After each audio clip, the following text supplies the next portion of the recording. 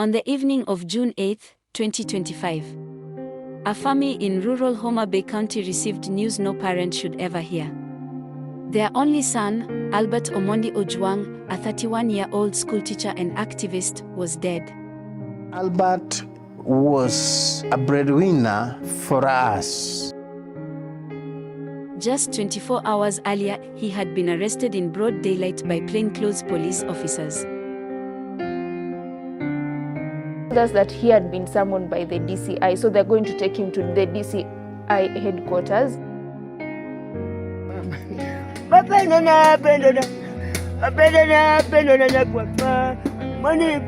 The arrest, sudden and unexplained, triggered a sequence of events that would soon captivate and outrage an entire nation. Kenya, a country long burdened by allegations of police brutality and impunity, was once again forced to look in the mirror. Albert left in safe hands. He left with people that we really trusted, people that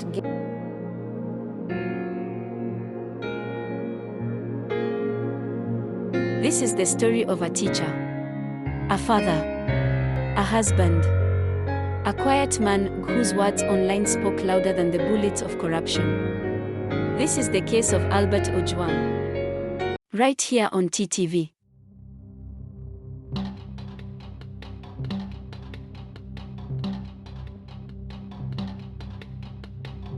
Albert Omondi Ojwang sat outside his rural family home, sharing a meal with his wife and father under the warm mid-afternoon sun. They were surrounded by the familiar sounds of rustling banana leaves, the clatter of utensils on tin plates, and birds chirping above. He wasn't wearing anything special, just a regular outfit and a pair of simple Crocs on his feet. To his neighbors and family, Albert was always humble like that. A schoolteacher by profession, he didn't care much for appearances. He cared about work, about his family, and, unseen to many, about his country. In that moment, nothing seemed out of the ordinary. But it would be the last peaceful moment Albert would share with his family.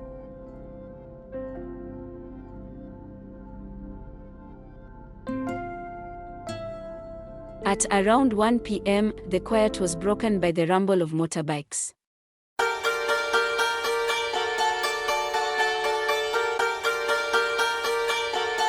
Three boarders turned into the compound suddenly. Each carried 2 men. 6 total. They weren't from the village. Their faces were unfamiliar. The bikes split in formation like something out of a tactical manual, then positioned themselves around the homestead. At first, no one panicked. After all, Albert was a friendly, well-known figure. A teacher. A youth mentor. A community man. People often came to see him. The 6 men approached the group. One of them called out Albert by name. His father, Meshach, assumed these were friends or colleagues. Albert knew people from different parts of the country. He was active online. Well-read and articulate.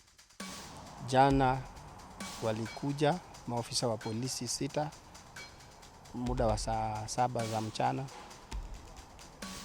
Kama kijana wangu ametoka Ringa kuchukua miti ya kupanda. Kulikuwa kuna mvua. Ni msimu wa mvua.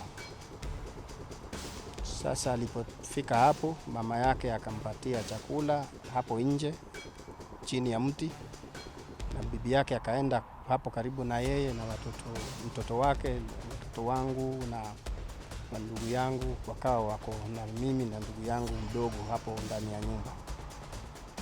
Baada ya muda ambao si mrefu tunaendelea kula, nikasikia ngurumo ya pikipiki inakuja. Kama kawaida yangu, mara nyingine huja wageni hapo. Meshach stood up to greet them. That's when the tone shifted. Kumbe hata si pikipiki moja, ya pili inafuata hiyo ya kwanza. Nikiangalia mbele ya boma huko, kule ambako tunatokea, nikaona pikipiki ya 3. Na kila pikipiki ilikuwa imebeba watu 2. Nilipoambia karibuni, The leader of the group, Stan, identified himself. They were from the DCI, Directorate of Criminal Investigations. No uniforms, no badges shown, just words and confidence. They said they were under instructions to arrest Albert. The reason? Something he had posted online, they said. He just needs to come with us and explain himself. Nikamwambia hili ni boma langu. Alafu mmoja kati ya wale maofisa 6 akanivuta nyuma. Kama wewe ndio mwenye hili boma, basi tumekuja kumchukua huyo kijana. Albert didn't resist. He didn't run. He didn't raise his voice. Yeye yuko na ugali amepewa na mama yake pamoja na sukuma wiki amepikiwa, anaendelea kula. Lakini ameshtuka kwa sababu ya watu wengi wamekuja hapo nyumbani. So akaniambia tumekuja kumchukua huyo kijana. Mimi ni afisa wa polisi, akanionyesha kibandiko hapa kwenye kifua chake, katag kako hapo, na nikaridhika kuona kwamba basi kama amekuja kumchukua ni vyema, kwa sababu pengine kuna jambo ambalo si sawa ambayo imewafanya waje, na wakajitambulisha kwamba wao wametoka DCI Nairobi. His wife, Nevi Naina, was confused. His father asked the officers if this was a misunderstanding. They reassured the family he's not in trouble. We just need him to clarify something. There was no warrant shown. No case number. No official charge mentioned. Still, Albert complied. Maybe because he respected the law. Maybe because he knew the price of resisting. So we know we are not above the law, so like we had to comply to everything that they were telling us, yeah. Because they were friendly at some point, they were not harsh or something of the sort. So we had to comply as well. He was handcuffed. Not roughly, but firmly. Like a man they wanted to control, not injure yet. Tayari vile walifika walimpiga pingu yule kijana wangu. Pale alipokuwa anakula. Hata hakula, akawacha chakula. One of the men pointed to the nearest motorbike. Albert was placed between 2 men, sandwiched in the middle. His Crocs barely gripped the edges of the footrest. They told the family he was being taken to Mawigo police station. His wife insisted on following. So did his father and uncle. They watched the bikes disappear into the village path. It was the last time they would ever see him in the homestead. Albert left in safe hands. He left with people that we really trusted. The family arrived at the police station shortly after. Albert had already been handed over. Inside the station, officers confirmed his presence. Among them was the Madam OCS, as well as unfamiliar faces, some from Nairobi. They were told Albert would be taken to Nairobi for further questioning.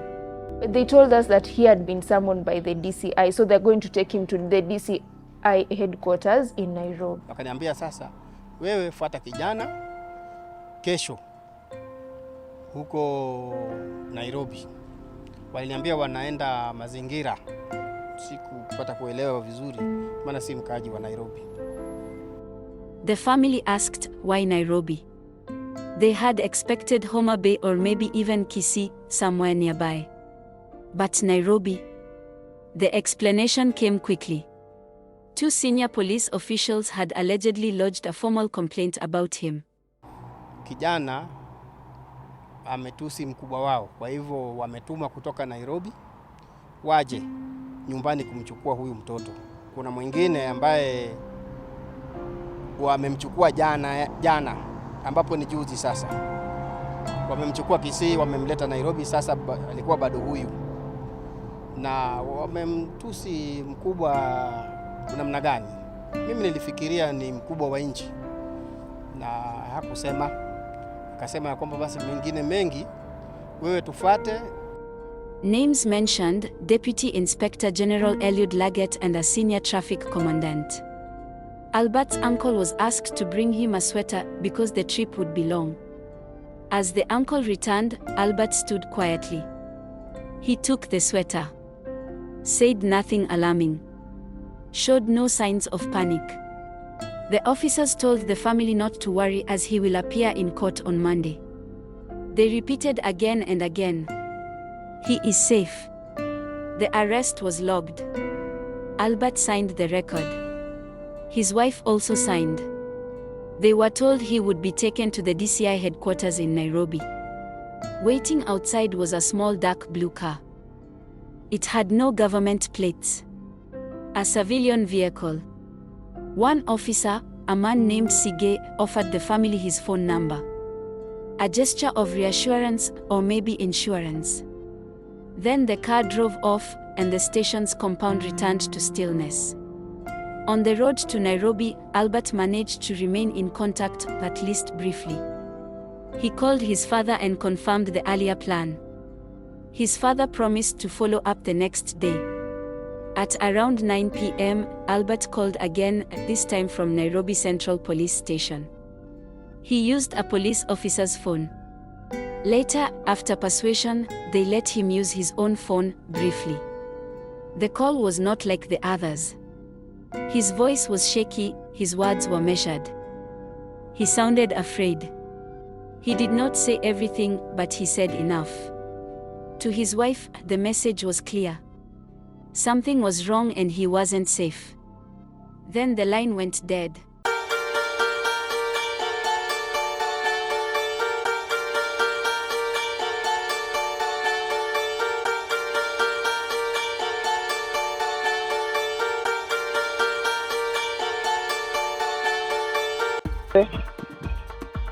Sielewi man.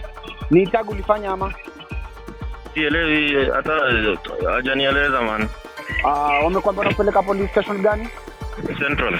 Central Police. Hapa nje. Central Police. Yeah. Sawa, na haujakunyang'anya phone right? Haujakunyang'anya simu? Haujakunyang'anya simu?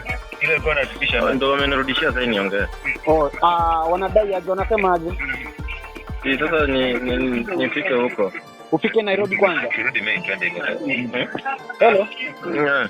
Wanasema tufike Nairobi kwanza. Sijui hata nisijua nani. Sawa, kesho tunaweza fika hivyo Central. Sasa sijui kama utakuwa on but maybe ndakamtuni. Tutajua kutafuta huko jina pia kwa huko. Kevo pia kwa huko. Mwinde. Kindly man. Sawa, hata tutangepanga hata verify information juu watu waniambia alafu wasoka niambia umempigania hapa nikamwambia nipe. So ndo nimecall. Ati? Nikwambia nilikuwa nataka kuverify alafu sasa tupange alafu tujue kama tutafika kesho Central.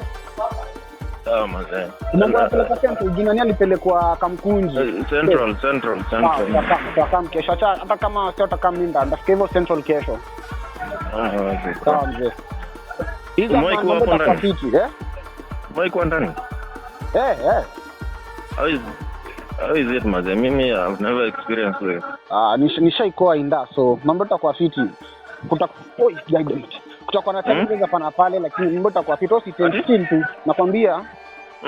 Utakuwa na challenges hapa na pale lakini mambo itakuwa fiti. Nishaikoa inda so mambo itakuwa poa na inda is one of the worst police stations in Nairobi. So like nitakuwa safe hapo ndani. Nini? Will I be safe? Light? Safe. Yeah. Rumande ni safe.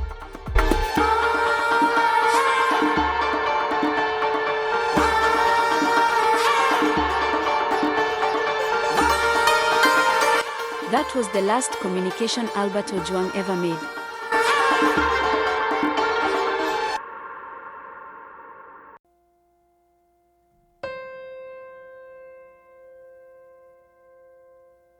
The next morning, Sunday, June 8th, news began to circulate. We begin the bulletin with the mysterious death of a social media influencer, Albert Ojwang. The National Police Service is on the spot once again following the death of a teacher and ex-platform influencer, Albert Ojwang. Tonight, it's shock and disbelief for a family after its kin, a blogger, Albert Ojwang, died while in police custody. 31-year-old Ojwang, who was arrested in Homa Bay over alleged... died in police custody after he was arrested over a social media post. Ojwang was arrested at Family his of home Ojwang in and rights activists are brought demanding to Nairobi's answers from Central police Station who killed for further on who questioning, exactly only killed the to social wind up media dead influencer hours while later. in their custody Amnesty and why International it Kenya is happened. calling on the Albert Independent was Policing allegedly Oversight picked by Authority DCI and the detectives Kenyan National from their Commission on home Human in Rights Homa to Bay County investigate the and brought matter to Nairobi, and make where the he findings met public. his And the untimely officers death. involved in the And as incident. Winfrey Owino now reports, the deceased was picked up by detectives for allegedly publishing false information about a senior police officer.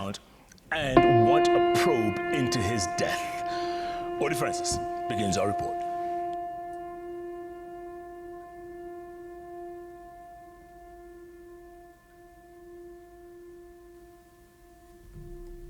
Albert had allegedly died by suicide in his police cell.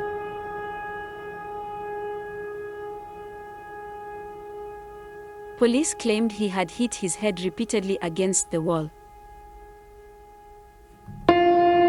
His family was devastated, but also deeply suspicious. He had no visible injuries when they saw him last. He had never expressed suicidal thoughts. He had just returned home to prepare for marriage.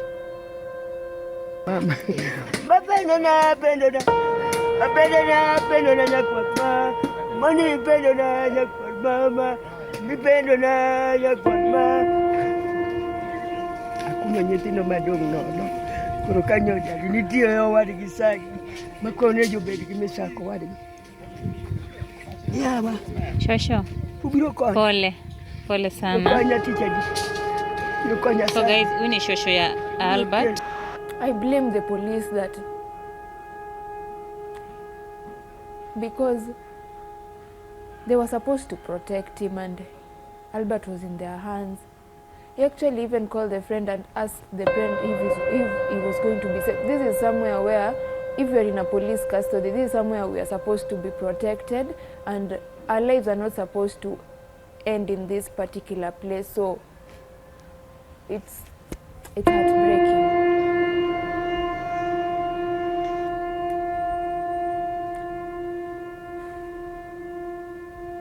The future is just shattered. The person that I had plans.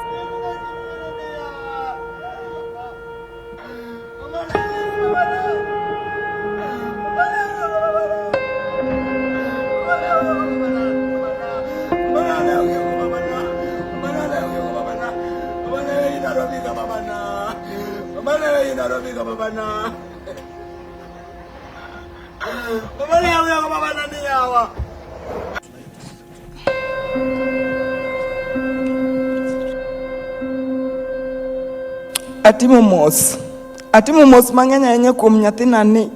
Joma nogole dhoda ka nyathina dwa chamo lunch, nyathi oting'o kuon kama e lwete. Nimesema pole sana kwa mtoto wangu. Alitolewa kwa mkono wangu kama nimempa chakula aweze kukula. Nyathina ne okong'wenyo kata kuon. Hakuchuna hata ugali. Babana nomako. Okang'eyo nadhi konyora nade. Sijui nitafanya nini. Albert nyathini weya malit. Okang'eyo nadhi chako kikanye. Sijui nitaanzia wapi. Nyathina nina nyathi mamuol, nyathi mokiny ng'ato. Albert alikuwa mpole, angekosea mtu yote. Albert nyera gi ng'ata. Kata ng'amokia kose mozo to nyero ganyera. Alikuwa anapenda watu, kucheka tu na mtu yote hata ambaye hajui. Albert oyieri okech to miyo ng'ato pesa ne odhi ng'iewo godo chiemo kata nene skul.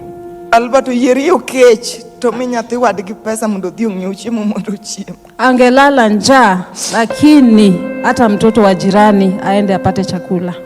Atimo mos ne to, lakini agonyo nyathina mondo miyo.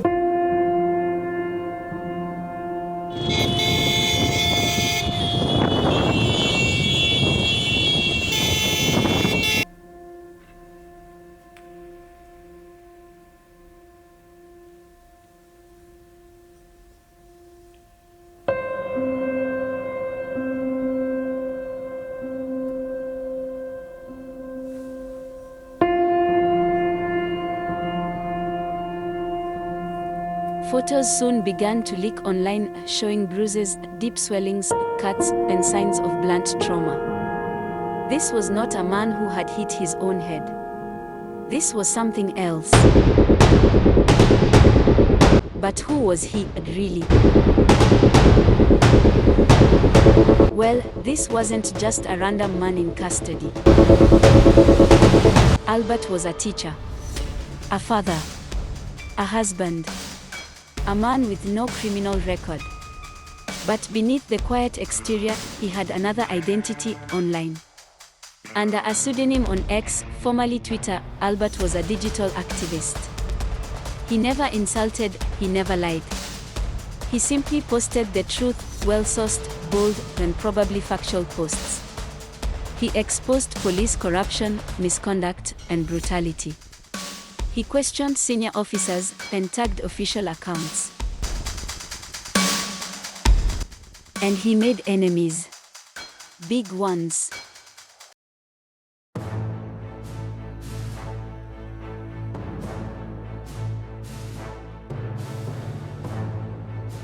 A quiet village afternoon was shattered by the sudden arrival of strangers. Albert Ojwang, a schoolteacher, father, and activist, was arrested without charge. Taken in broad daylight by men who said they were police. Less than 24 hours later, he was dead. And the official story? Suicide. But leaked photos, a frightened last phone call, and growing public suspicion say otherwise. What happened between the arrest and the grave?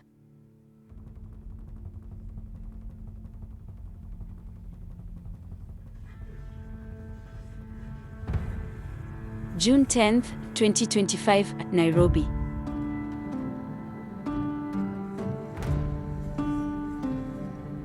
In a cold room at Nairobi City Mortuary, 5 pathologists, including government-commissioned Dr. Bernard Media, gathered around Albert's body.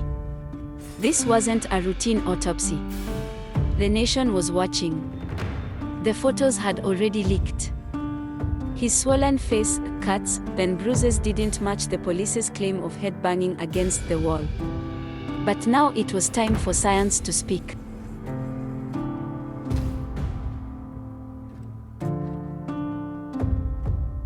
Findings were: 1. Blunt force trauma to the head. 2. Strangulation marks on the neck.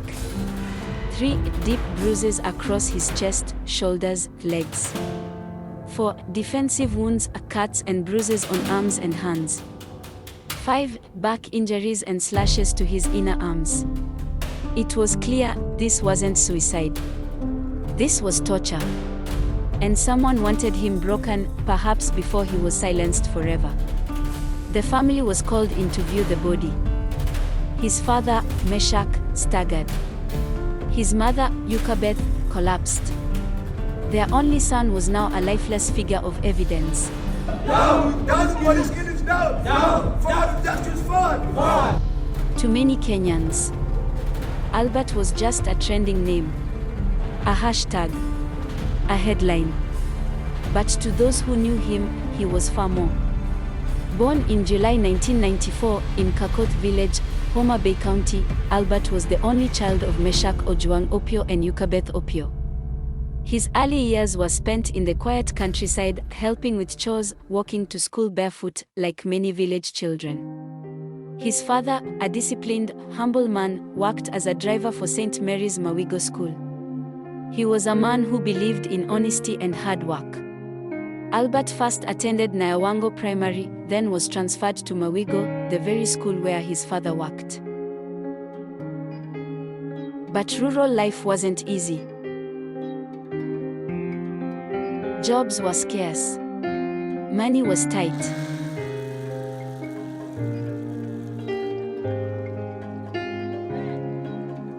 Eventually, the family moved to Mombasa in search of a better life.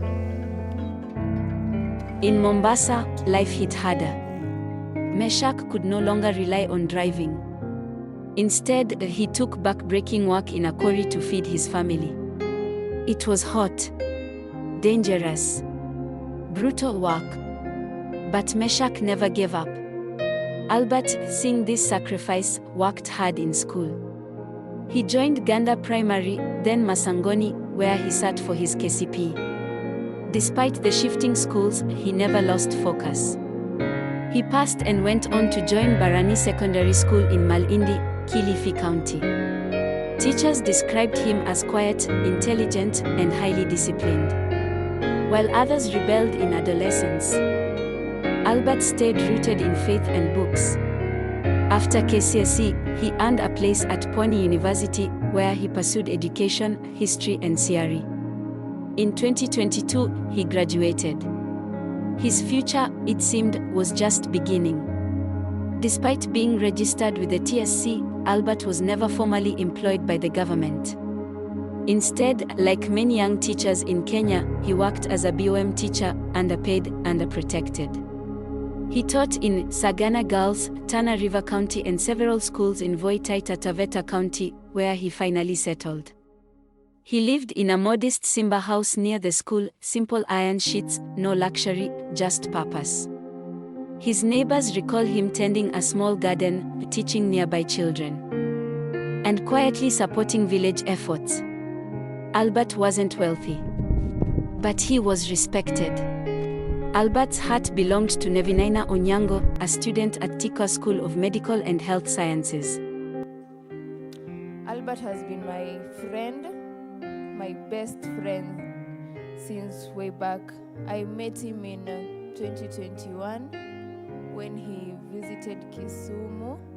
Actually, I met him through a mutual friend. He's from Pony University as well. He's called Kotonya.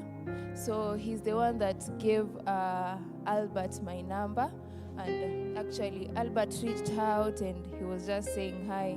So through that, we communicated for a while and our friendship grew. And God blessed us and we became one. He has been an amazing person in my life. He has been really encouraging. He's made me courageous. You know, at some point I was weak, I was down, but he'll sit me down and tell me, you know, you don't have to be shy. At some point you don't have to be like weak. You have to stand out, talk, be very courageous like me. But he was conserved but courageous as well because he was a teacher. You know, teachers have to be vocal. Together, they had a young son, George, affectionately called Miles. It's heavy on us, it's heavy on me, it's heavy on my son. He actually doesn't know anything that is going on, but it's heavy. In April 2025, just weeks before his arrest, Albert took Nevinaina back to Kakoth. It wasn't her first visit, but it was the most important one. This time, she was being formally introduced to his extended family. The plan was to get her used to their rural home, then Albert was to go back to Malindi to look for greener pastures. Albert was proud. He was building a future. And as a father, he was gentle, present, and devoted. To those who knew him, it was unimaginable that a man with wife and a kid would suddenly commit suicide. When we last talked, when he was in Central Police Station, I think I'm the last person he talked to. And his last words were, "I love you, see you soon." So seeing him soon here or even in the mortuary, it really broke me.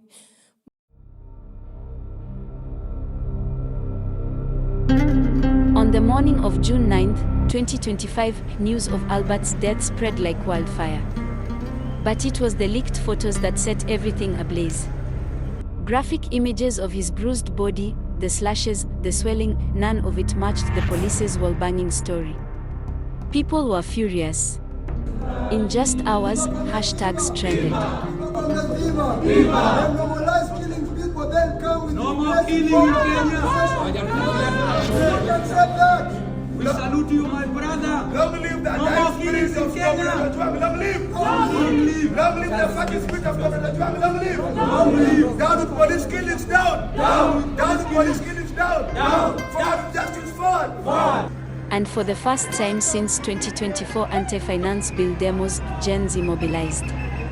From Nairobi to Mombasa, young people hit the streets. They sang songs of justice. They wept. They demanded answers.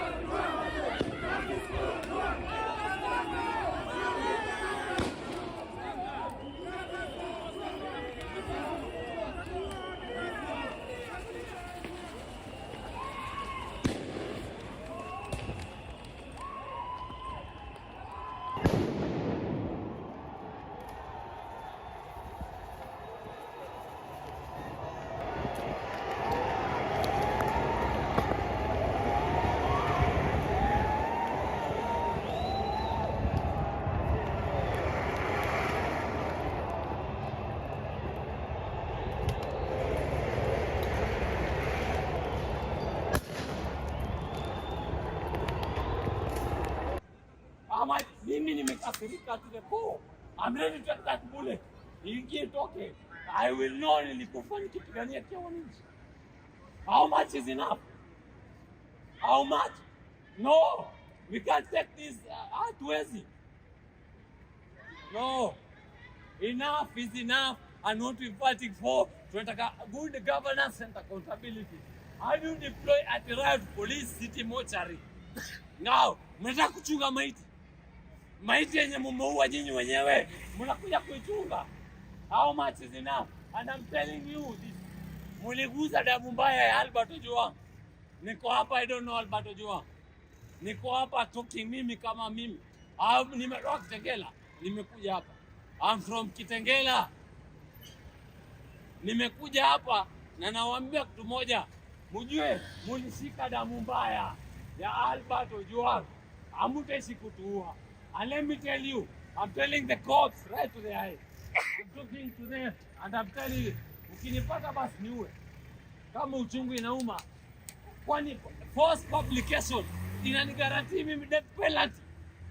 What justice is there for Albert who can no longer breathe? No one asked me to come here this morning. I came under my own will because Albert cannot stand this day to testify in court. If Albert did a mistake, let him testify in court.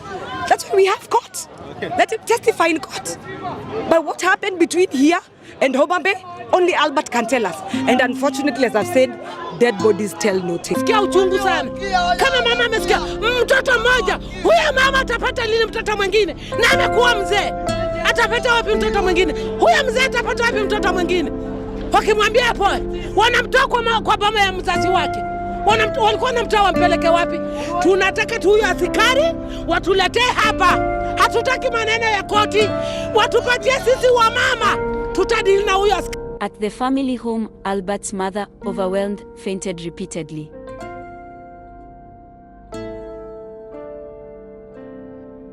His father, once a strong man who cracked stone for a living, now stood broken. There are few things more painful than a father burying his son. But for Meshach, it wasn't just grief. It was betrayal. The state that was meant to protect his son had allegedly destroyed him. Meanwhile, the parliament summoned top officials. Police Oversight Authority officials appeared before the Senate and also the Justice and Legal Affairs Committee. The Inspector General of Police and DCI boss were called to explain the lapse. The Interior Ministry was questioned over systemic failures. State your full names and then you proceed. Honorable Speaker, my name is Mr. Mohammed Amin, the Directorate of Criminal Investigations. And I would like at this juncture, Honorable Speaker, to associate myself fully with the submissions made by the Inspector General.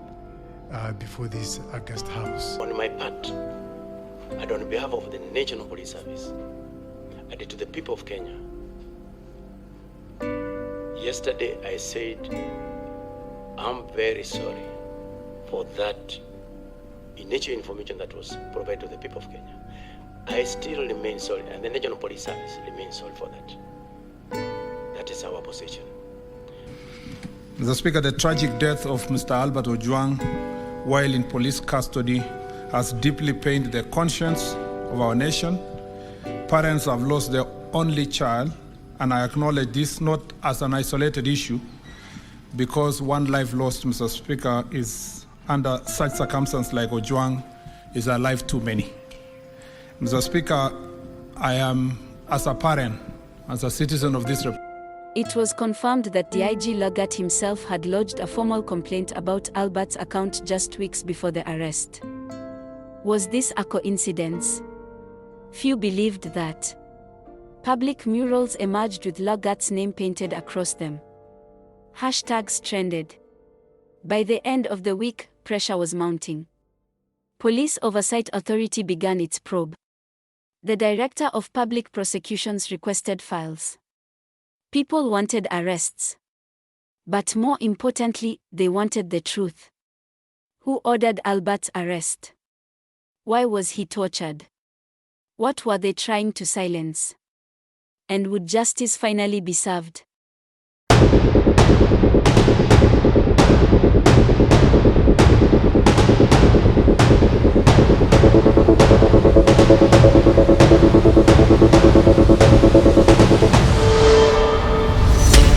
From our investigation here at TTV, piecing together testimonies, leaked documents, and verified timelines, we now present the final days of Albert Ojwang, the attempted cover-up, and the current state of his case.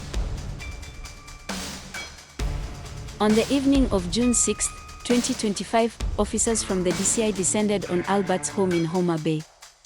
They were acting on a complaint filed by Deputy Inspector General Eliud Lagat, who claimed Albert had defamed him through online posts. Albert was taken without a warrant and without resistance.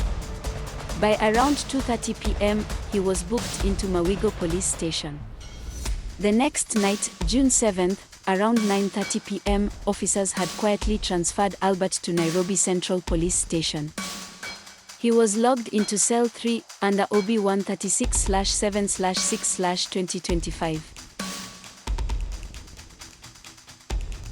In the early hours of June 8, at 1:40 a.m., a jail sentry reported that Albert was unconscious and bleeding. He was rushed to Mbagathi Hospital, but it was too late. He was pronounced dead on arrival. Police filed a sudden death report, blaming suicide, alleging Albert had repeatedly banged his head against a wall.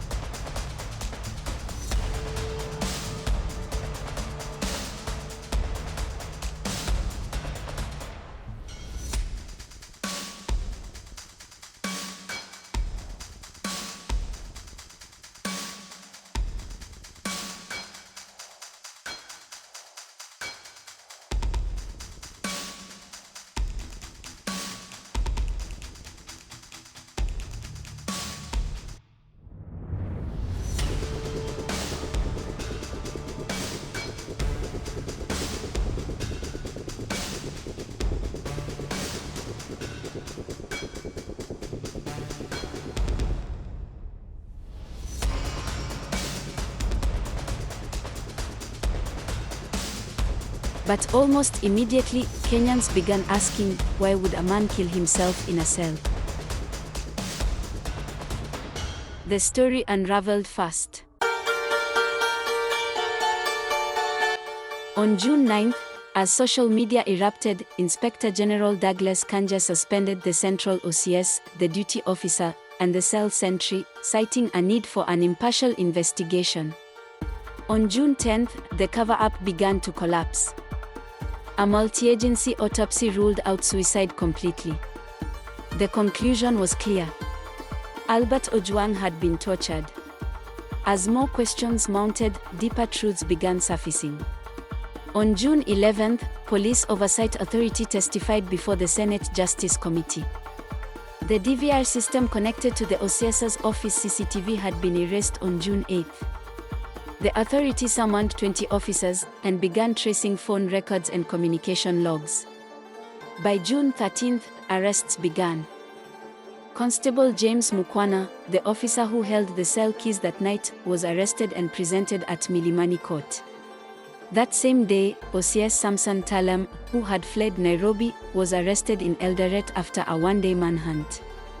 On June 14, a 23-year-old civilian technician confessed he had been paid 3,000 Kenyan shillings to disable the CCTV system on the night Albert died. He was arrested and charged with evidence tampering. By June 15, Police Oversight Authority and Internal Affairs had questioned at least 17 police officers and 6 civilians. On June 16, the pressure reached the top. Deputy Inspector General Eliud Lagat, the very man who filed the initial complaint, stepped aside from his duties. He did not resign, but his temporary exit marked a turning point in public trust. That same day, the Interior Ministry, facing growing scrutiny, promised a full review of custodial procedures. On June 18, Police Oversight Authority confirmed that 20 officers had submitted formal statements. DIG Lagat had been officially summoned for questioning. Evidence drives were submitted for digital forensic review. On June 20th, a Milimani court made headlines.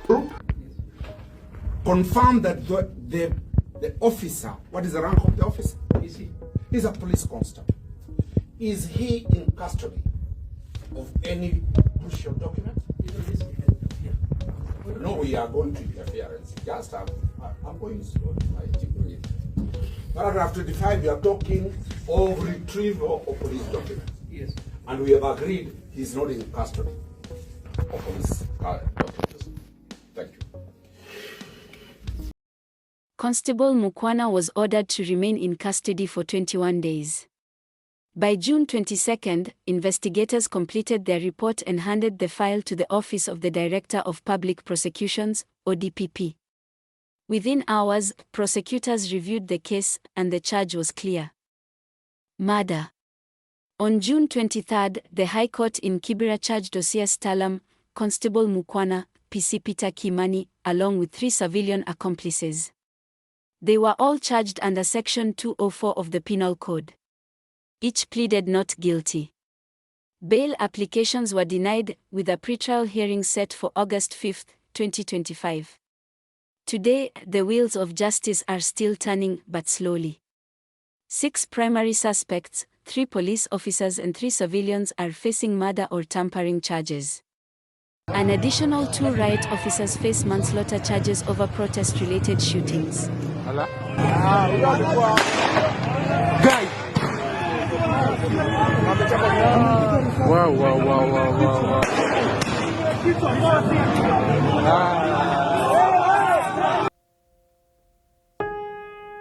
Albert Ojwang's death was not an isolated case. But it might become a turning point. The truth is out. The files are open. And the silence that once protected the system has been broken. Will this be the moment the culture of impunity ends? Or another tragedy lost to memory?